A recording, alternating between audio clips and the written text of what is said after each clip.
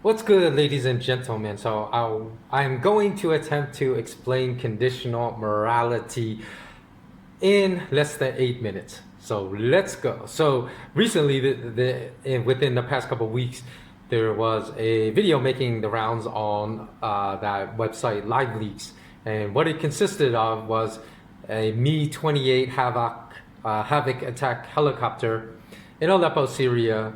That was, and for those of you that don't know, Me-28 Havoc attack helicopter is a Russian-owned piece of equipment that was using a Shipanov 2A42 30 millimeter autocannon that's capable of firing 800 rounds per minute.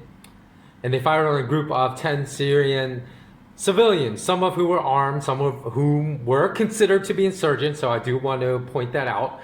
But it was a mixed group that were some civilians, insurgents, and then also a couple of journalists who apparently worked for Reuters. Now, they fired on that group in retaliation for, in that spot, there was a Russian military transport vehicle that had passed through that had come under small arms fire, and the thinking was that they had come under fire from the group of insurgents that were also mixed in with that group of civilians and Reuters journalists. So the Russians directed 30 millimeter fire at this group, and they initially severely wounded two Reuters war correspondents, and about seven men were believed to be killed overall. And they were also, the Russian Havoc crew were caught just joking about the deaths of the people they killed when they were firing upon them.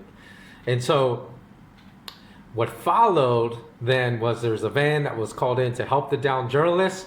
And one of the Reuters journalists was apparently still alive, was severely injured, but still alive. So there are people that came to help, medics or civilian medics.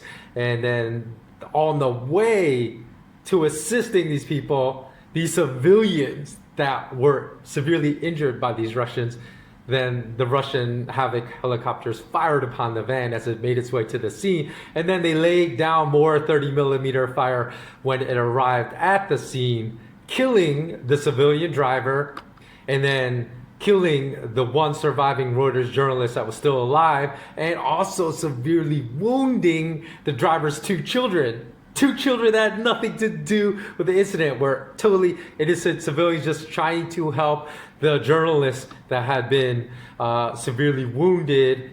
I think one was killed immediately. Like I said, the other journalist was still alive, so they were coming to help civilians and journalists that were still alive. And then some armed men of that armed group tried to run into a building.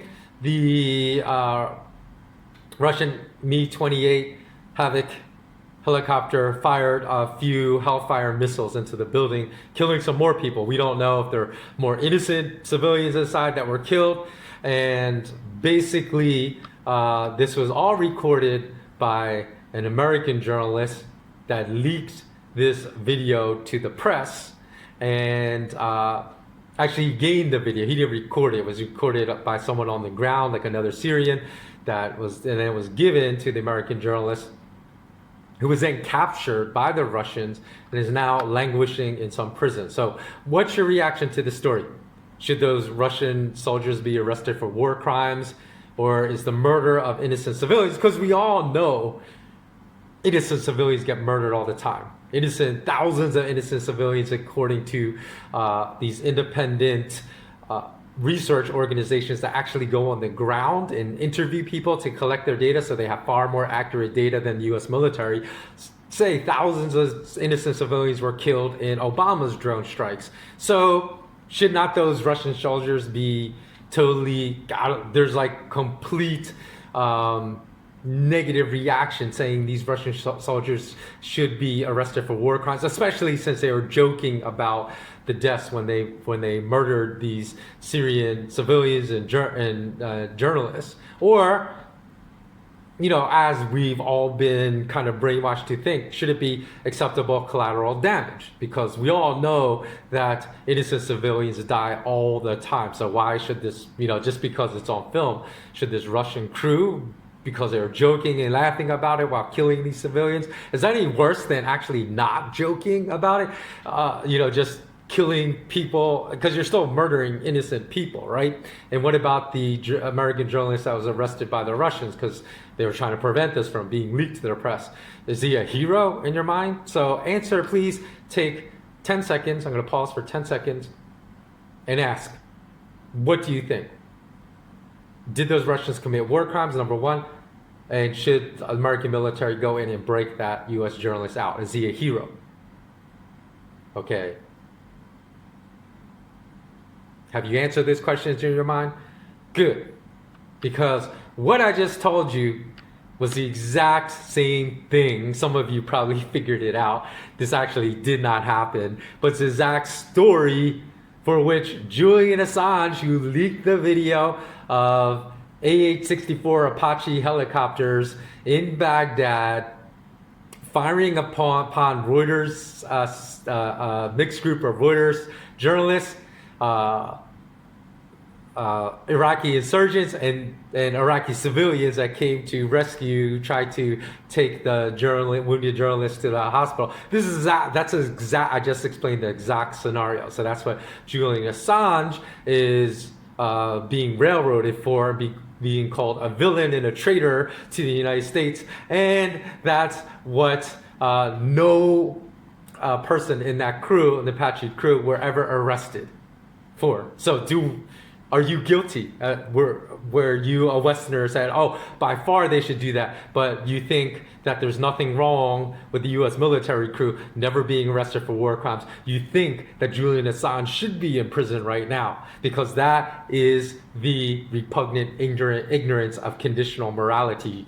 Peoples whose morality is based upon who committed the crime, not whether the behavior was right or wrong, but just who committed it. Was it an American? Was it an Iraqi? Was it a Russian? Was it a Chinese person? Was it a Malaysian person? Because a lot of people think this way, depending upon who commits the act. It either is moral or immoral, and their morality is totally conditional. And as I've always said, if you have conditional morality, you actually have zero morality whatsoever.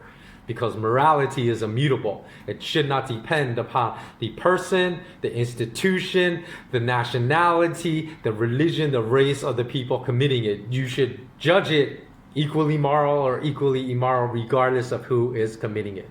So, yeah, we're at 7 minutes and 45 seconds. That is conditional morality explained in less than 8 minutes. So let me know what you think below.